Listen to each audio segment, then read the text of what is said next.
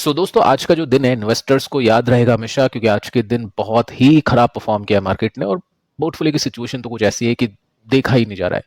आप देख सकते हैं स्क्रीन पर, यही कुछ हालत थी मार्केट की। आज सब कुछ नीचे था। इक्विटीज की बात करें या क्रिप्टोज की बात करें या क्रूड ऑयल की बात करें, सब कुछ आज क्रैश था मार्केट के अंदर। तो क्रैश क्यों हुआ, और आज भी कुछ इंपॉर्टेंट फैक्ट्स है जो आपको जानने चाहिए मार्केट को सीखने के लिए, ताकि आगे के जो सर्वाइवल है उसको अच्छे से इन्वेस्टर्स कर पाए। अब देखिए, आपको बताइए कि कल के दिन यानी पिछले ट्रेडिंग सेशन में फ्राइडे के दिन डाउ जोन्स ने इस तरह से परफॉर्म किया था, 5.5% के साथ में गिरकर क्लोज हुआ था। नेस्टेक की बात करते हैं तो इसमें भी 6% का फॉल आया था।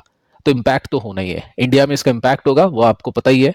और इम्पैक्ट कुछ ऐसा हुआ है कि निफ्टी ने क्लोजिंग दी है 3.24% की ओनली गिरावट के साथ में। ओनली दोस्तों मैं इसलिए कह रहा हूं क्योंकि अभी निफ्टी की गिरावट आप देख चुके हैं। बाकी के जो इंडेक्स है, और भी काफी सारे इंडेक्स है कंट्रीज टू कंट्रीज, उसको हम डिस्कस करेंगे, एशियन मार्केट को डिस्कस करेंगे, तो उसके हिसाब से निफ्टी कुछ खास नहीं गिरा। अब देखो, ओपन में काफी नीचे था, उसके बाद में एकदम से रिकवरी आती है निफ्टी में। चार्ट आप इस पे देख सकते हैं, ओपनिंग निफ्टी की यहाँ पे हुई थी, उसके बाद में एक जंप आता है और यहाँ पे ये साइडवेज निफ्टी परफॉर्म करता है। एकदम से यहाँ पे ब्रेकआउट आता है और निफ्टी ने थोड़े से उछाल के साथ में क्लोज किया है। अब देखो उसका रीजन क्या है, उसको आगे चल के देखते हैं। बाकी बाकी आप देखोगे ना इंडाइसेस जैसे निफ्टी के अलावा, तो मिड कैप को देखें तो 4% के साथ में नीचे है। स्मॉल कैप की बात करें तो 4% के आसपास नीचे है। ओपन मार्केट में 5% के साथ में डाउन था, 6% के साथ में क्रैश था। स्टॉक्स देखे तो सभी स्टॉक्स ऑलमोस्ट आज लाल निशान में बंद हो चुके हैं। सेक्टर्स को देखे तो कुछ खास नहीं यहाँ पे। एफएमसीजी ने सबसे अच्छा परफॉर्म किया 1% गिरकर, और सबसे खराब परफॉर्म किया मेटल ने 6% के साथ में गिरकर। तो सिचुएशन आपके सामने है, इसको कहते हैं असली गिरावट। इस तरह की गिरावटें होती है बाजार में, इन्वेस्टर्स को प्रिपेयर रहना चाहिए इस तरह की गिरावटों के लिए। इसलिए काफी इन्वेस्टर्स लिक्विड में पैसे रखते हैं, जब भी इस तरह के क्रैश आते हैं तो उसमें यूज करते हैं, लमसम करते हैं, या फिर जो भी उनको अपॉर्चुनिटीज दिखती है मार्केट में उस हिसाब से वो यूज करते हैं। बाकी डिसिप्लिन इन्वेस्टर्स को रखना पड़ता है, इसको कोई टाइम नहीं कर सकता है। वॉरेन बफेट हो या फिर विजय केडिया हो, आपको मैं समझा चुका हूँ पिछले कुछ वीडियोस के अंदर। तो डिसिप्लिन के साथ में अगर इन्वेस्टिंग की जाए तो इन सभी चीजों से बाहर भी निकला जा सकता है, मतलब इनको सर्वाइव भी कर सकते हैं और साथ में पैसे भी बन सकता है। अब देखिए, आप देख सकते हैं यहाँ पे जो निफ्टी ने रिकवरी दिखाई, उसके पीछे का रीजन है ये। मार्केट ने यानी डाउ जोन्स इस समय यहाँ पे था जब निफ्टी परफॉर्म करा था, और जब निफ्टी क्लोज हुआ तो डाउ जोन्स ने इस तरह से रिकवरी दिखाई। तो डाउ जोन्स उस समय नीचे था 3 to 4% के साथ में, लेकिन रिकवरी के बाद में 2% के आसपास ही नीचे रह गया। नेस्टेक को भी देख लेते हैं, तो नेस्टेक के अंदर भी रिकवरी आई, तो इसी वजह से मार्केट ने अच्छा परफॉर्म किया। क्योंकि फ्राइडे के दिन आपने देखा हमारा मार्केट नीचे था, तो यूएस का मार्केट नीचे चला गया। अब क्या है, जो फ्यूचर्स थे वो नीचे थे यूएस के मार्केट के, तो मार्केट को जो एफआईज को ऐसा लगा कि यूएस में आज बड़ी गिरावट होगी, तो निफ्टी को पहले ही बेचा जाए। एशियन मार्केट के अंदर भी काफी बड़ी गिरावट हमने देखी। अब देखो रीजन देखते हैं सबसे पहले कि मार्केट नीचे क्यों था, ताकि रीजन पता चले तो फिर उसके सॉल्यूशन को भी निकालने की कोशिश हम कर सकते हैं। रीजन वही है, कुछ नया रीजन नहीं है, रिटेलिएशन है। 180 कंट्रीज के ऊपर टैरिफ लगा दिया है और टैरिफ वॉर यहाँ पे छिड़ चुकी है। चाइना ने रिटेलिएट करना शुरू कर दिया है, और इसकी वजह से रिसेशन होने की जो संभावना है वो यूएस में बढ़ चुकी है।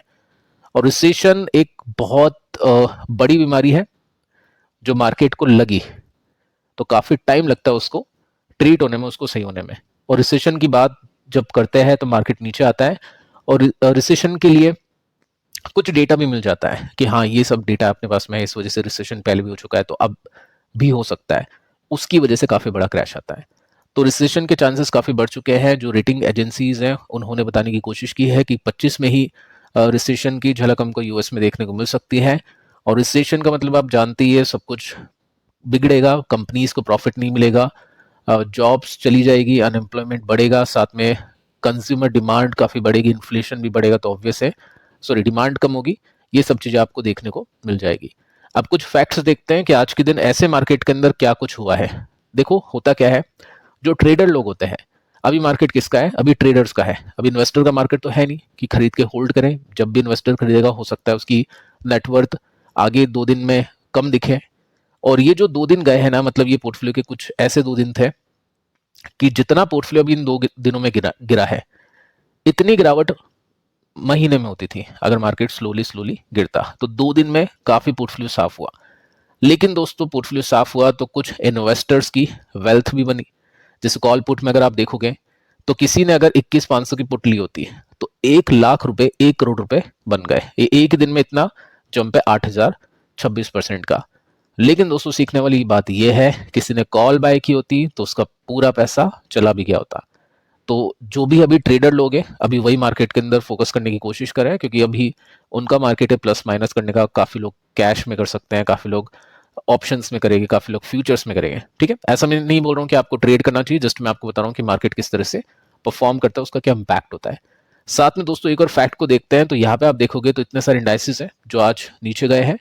अगर मैं इंडिया की बात करूँ तो इंडिया कहाँ पे है, यहाँ पे 3.80% की गिरावट। इसके पहले हम देख सकते हैं मलेशिया को, जो इससे ज़्यादा गिरा, फिलीपींस देख सकते हैं, स्विट्जरलैंड देख सकते हैं, जर्मनी देख सकते हैं, स्पेन, फ्रांस, ये सारी कंट्रीज के इंडाइसेस हैं। तो इंडिया तो जस्ट अभी 4% के साथ ही क्रैश हुआ, लेकिन बाकी जो कंट्रीज हैं उनके इंडेक्स 6% के साथ में, 7% के साथ में। अगर मैं यहाँ पे बात करूँ हांगकांग की, जो सबसे ज़्यादा गिरा, 14% के साथ में इंडेक्स आज साफ हो गया। तो इम्पैक्ट हुआ है कंट्रीज टू कंट्रीज। चाइना लड़ाई करेगा, डेफिनेटली उसको इम्पैक्ट होगा, लेकिन चाइना में दम तो है, चाइना हार नहीं मान रहा है। इंडिया ने कोई रिटेलिएशन ऐसा कुछ किया नहीं, बल्कि जो टैरिफ हमने लगाया है उसको भी हम कम कर रहे हैं, इस होप में, इस उम्मीद में कि यूएस भी हमको थोड़ा सा बख्श दे, आगे चल के जो टैरिफ है वो थोड़ा कम कर दे। लेकिन जो लड़ाई की है वो चाइना ने की है। अब इकोनॉमी के ऊपर इम्पैक्ट पड़ रहा है, स्टॉक मार्केट नीचे है, लेकिन उसका भी इलाज चाइना के पास में है। कैसे इलाज है वो आगे चल के देखते हैं। एक और चीज आप देख सकते हैं कि जो गिरावट हुई है सिंगापुर के स्टॉक मार्केट के अंदर, ये बिगेस्ट सिंगल डे ड्रॉप है 16 ईयर में। कोविड में भी ऐसा ड्रॉप नहीं था। तो काफी बड़ी गिरावट का सामना भी इन्वेस्टर्स को करना पड़ रहा है, और जो भी मतलब अभी इन्वेस्टर्स मार्केट में है, टिके हुए हैं, बहुत ही बड़ी बात है, क्योंकि ऐसे मार्केट को आप झेल रहे हो तो डेफिनेटली कुछ ना कुछ है, हिम्मत है आपके अंदर, क्योंकि ऐसे मार्केट को झेलना आसान नहीं होता है। अब देखिए रशिया यूक्रेन के बाद में ट्रंप और चाइना सुर्खियों में आ चुका है, और इनके बीच में जो लड़ाई चल रही है वो काफ़ी लंबी चल सकती है, क्योंकि ये ट्रेड वॉर है और दोनों बिजनेस पर्सन है, बिजनेस माइंड है। अभी आप देख सकते हैं चाइना ने बोला है कि ट्रंप को करने दो जो करना है। हम ऑलरेडी ट्रेड वॉर को प्रूफ कर चुके हैं, मतलब उससे हम प्रिपेयर हो चुके हैं। जो भी झटका हमको लगेगा उससे हम प्रिपेयर हो चुके हैं, उसको लेकर हम कुछ ना कुछ कर रहे हैं ताकि डैमेज हमको हो ही ना, यानी काफ़ी कम हो। अब चाइना देखिए क्या कर रहा है। चाइना ने रेट कट करना शुरू कर दिया है, और साथ में आप देख सकते हैं स्टिमुलस देना शुरू कर दिया है।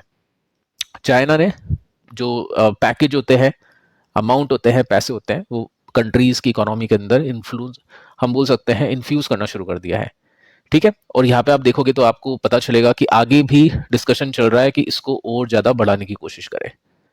तो चाइना को पता है कि वो क्या कर रहा है। उसने टैरिफ अगर यूएस में लगाया 34% का, डेफिनेटली इंपैक्ट होगा चाइना को। तो उससे लड़ने के लिए चाइना अपनी कंट्री के लिए कुछ ना कुछ करने की कोशिश कर रहा है।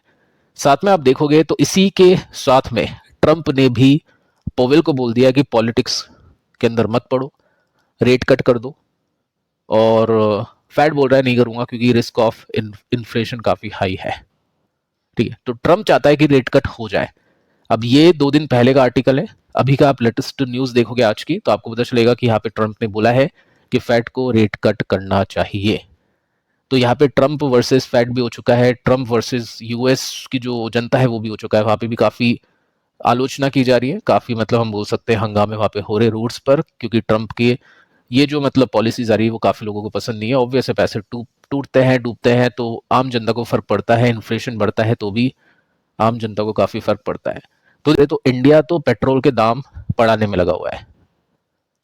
केंद्र सरकार, आप देख सकते हैं ये एक न्यूज आती है ओपन मार्केट के अंदर कि ड्यूटी, एक्सेस जो ड्यूटी होती है वो पेट्रोल के ऊपर, डीजल के ऊपर बढ़ चुकी है 2 रुपीज पर लीटर।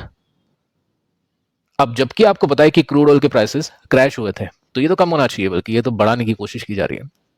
साथ में आप देखोगे एक ब्रेकिंग न्यूज है जो मिडिल क्लास के ऊपर बिल्कुल एक डैमेज करने के लिए काफी है। 50 रुपीज सिलेंडर के प्राइजेस बढ़ जाएंगे कल से, 8 अप्रैल से।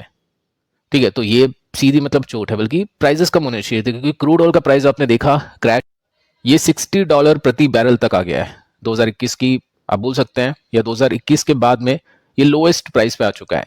अब रेट कट यहाँ पे हो चुकी है, अब ये जो प्रोडक्शन है इनका वो भी कट होगा, तो डेफिनेटली यहाँ पे प्राइसेस कट हो चुके हैं, क्योंकि ऐसा लग रहा है कि आगे चल के रिसेशन आ सकता है, डिमांड काफी कम हो सकती है।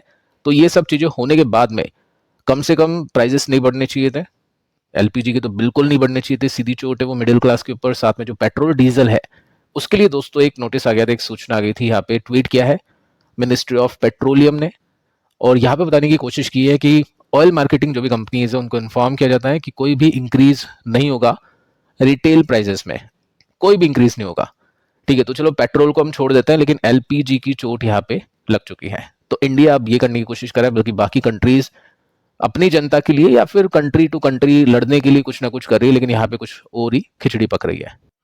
तो दोस्तों अब निफ्टी की बात कर लेते हैं। निफ्टी 22,238 के आसपास क्लोज हो चुका है, और ये जो हमने कल डिस्कस किया था कि इंपॉर्टेंट यहाँ पे एक ब्रेकआउट हुआ था, तो जो सपोर्ट होता है वो रेसिस्टेंस बनता है, और जो रेसिस्टेंस होता है वो सपोर्ट बनता है। तो यहाँ पे काफी इंपॉर्टेंट सपोर्ट निफ्टी ने लिया था, लेकिन आज के दिन वो ब्रेक हो चुका है गैप डाउन के साथ में।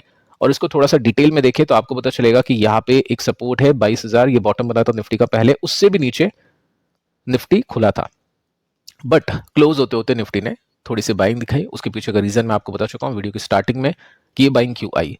अब देखते हैं आगे चल के क्या ये 22,000 या फिर हम बोल सकते हैं 21,950 के स्तर को तोड़ता है या फिर नहीं। साथ में काफी क्वेश्चन आते हैं कि ऐसे मार्केट के अंदर ईटीएफ्स में बहुत मतलब वॉलेटिलिटी होती है। कभी कभी क्या होता है, इंडेक्स गिरता है, नेस्टेक गिरता है 4% के साथ में, और ये गिरता है 2% के साथ में। तो नेस्टेक दोस्तों वहां पे जो बाइंग सेलिंग होती है उसके हिसाब से परफॉर्म करता है, ये ईटीएफ अपनी जो जनता है जो बाय सेल करती है उसके हिसाब से परफॉर्म करता है।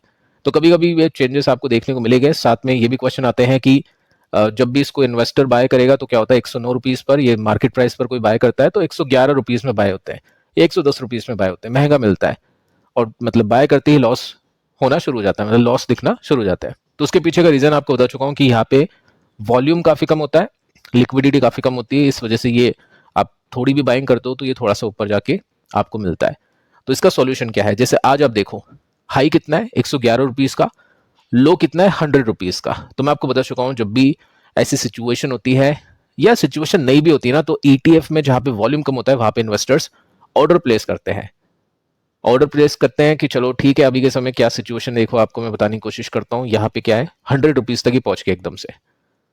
अब किसी ने 101, 102, 105 का ऑर्डर लगाया होगा तो उसको मिला होगा, एक झटके में ऊपर आया। तो ये सब एक्शन चलते हैं ईटीएफ के अंदर, तभी ऑर्डर लगाना काफी इंपॉर्टेंट होता है, क्योंकि एक बहुत बड़ा डिफरेंस यहाँ पे आ जाता है।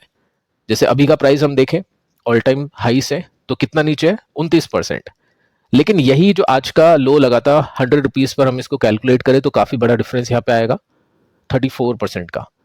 ठीक है, तो ये काफी बड़े गैप्स होते हैं जिसको मतलब रिटेल इन्वेस्टर्स या जो भी इन्वेस्टर होते हैं वो बिल्कुल दिमाग से भरपाई करने की कोशिश करते हैं ऑर्डर प्लेस करके। ठीक है, और साथ में आप देख सकते हैं ये 100 रुपीज पर आके इसने अच्छी तेजी दिखाई। तो ये ईटीएफ्स को खरीदने की टेक्निक्स होती है, ऐसा नहीं कह रहा हूं कि आपको ये लेना चाहिए, जस्ट बताने की कोशिश है कि किस तरह से ये परफॉर्म करता है, प्राइस एक्शन किस तरह से प्ले होता है। बाकी दोस्तों आप प्ले कर सकते हैं पिछले तीनों वीडियोस को, ये भी आपके लिए काफी इंपॉर्टेंट है, काफी कुछ आपको सीखने को मिलेगा। मिलते हैं अगले वीडियो में, तब तक के लिए बाय बाय।